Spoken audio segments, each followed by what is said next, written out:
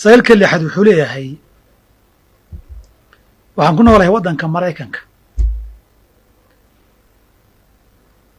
wuxuu leeyahay waxaan rabay inaan ku biiro askar iyo boolis ama askarta ama booliska inaan ku biiraan doonayaa haddaan ku biiro mararka qaarkood baa la isoo weerarayaa oon khatar gelaya oo qofkii inaan dilo saa naftayda u badbaadiyay imanaysa 21 sanana waan jiraa maxaad igula talinaysaa marka koowaad horta waa laba mas'alo askarta ku biiritaankeeda ama boolis ha noqdo ama ciidan ha noqde iyo qof khatar ku geliyey maxaan ka sameeyaa waa laba kala mas'alo waxaa iyadana mas'alo saddexaad noqon karta maxaad igula talin lahayd marka tan u dambaysaan ka bilaabiye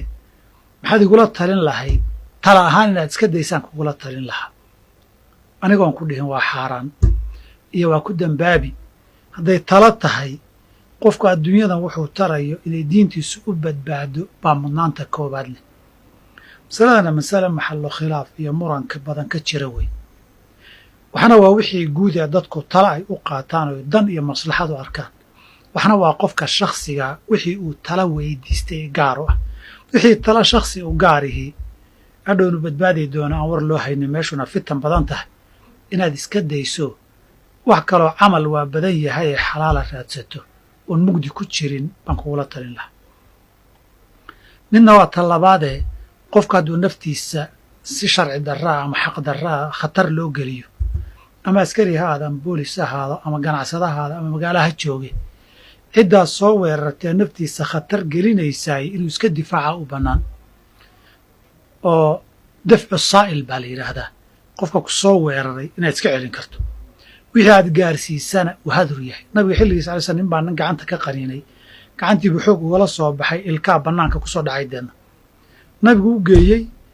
nabigu markuu u sheegay wuxuu leeyay qofkiinmi sida awr dad ruugayuu dadka u ruugayaa muxuu samayn lahaa buhi gacantiisu kala bixin inaad ruugtuu kuu dayn lahaa gacantiisa miya wartag buu ku yidhi waxba ma lihidi waayo waa dafcu saa'il bay ahayd oo daalim buu ahaa qofka saasoo kale naftaada iyo maalkaaga soo weeraraa ama khatar ku mid geliyaay inaad iska difaacdo hadba sida ugu fudud ee iskaga celin karto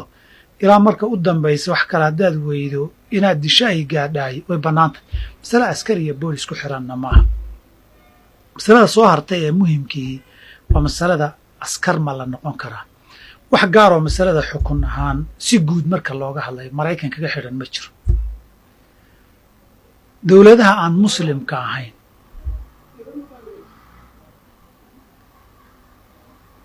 ciidankooda iyo askartooda ma lagu biiri karaa wey masaladu intaa way su-aasheedu su-aashaana waa su-aal aad u soo noqnoqotay gaar ahaan dadka muslimiinta ee jaaliyadaha ama waddamada ay joogaan aqaliyaadka aqwaasha culimmaduna way kala duwanaatay ninba markaa dhinac buu ka eegay nin wuxuu ka eegayaa marka dhaar baad dhaaranaysaa berrina dawlad baad ciidan u tahayoo wixii la doonaa laguu dirayaa laguu adeegsanayaa dawladdanna dawladda diin islaamiya alla ka cabsi iyo xakamaynaya ma ah taasi mafaasid iyo dhib badan baa dadkiina ku timaada oo xataa diintoodii iyo cibaadadoodii soo gaartay dadna waa lagu dulmiyaayoo dhib iyo mashaakil badan bay ka qayb qaataan dhinaca kale marka laga eego dadka muslimiinta ee aqaliyaadka iyo jaaliyaadka hay-adaha amniga iyo ku biiritaankooda iyo ciidamo ka mid noqoshadooda marar badan masaalix badan bay fulisaa shar badan bay ka hortagaan meelo badan oo dadka lagu dulmin lahaabay ka dhiciyaan ama jiritaanka iyo magacooda keliyaaba inay meelaha gaar ahaan xilal iyo mas-uuliyaad markay qabhayaan baa magacooda keliya looga lexdaa dabcan dee xil iyo baan ka qaabanayaana maalinka u horraysa xilka lagama bilaabee qofku meelo hoosuu ka bilaabayoo jaranjaradaas buu darajooyinka soo gaara labadaa kee la hormarinayaa masaalixda ay qabanayaan mise mafaasidda masaalixda marka la eego waa wax caama mafaasiduna waa wax khaasa mafsado khaasa iyo maslaxo caama kee la hormarinayaa xawla haadaabaa si guud xukumka looga hadlaa meel gaara markay timaado iyo qof gaara xogtaad ka og tahay qofkaas iyo duruufta xaalajeeda iyo meesha aad ka og tahay markaad qiimaysa baa la garan karaa qofkani ma laga fili karaa maslaxa inuu xaqiijiyo nin qof adagoo mafsado ka badbaadi kara sama yahay baa saamaynta fatwada shakhsigaa saamaysa marka si guudu marax uga dhihi karaa haddii uu qofka ama dadku ay maslaxadoodii raajix ahayd gasho in nafta iyo maalka iyo diinta iyo dadka muslimiintihi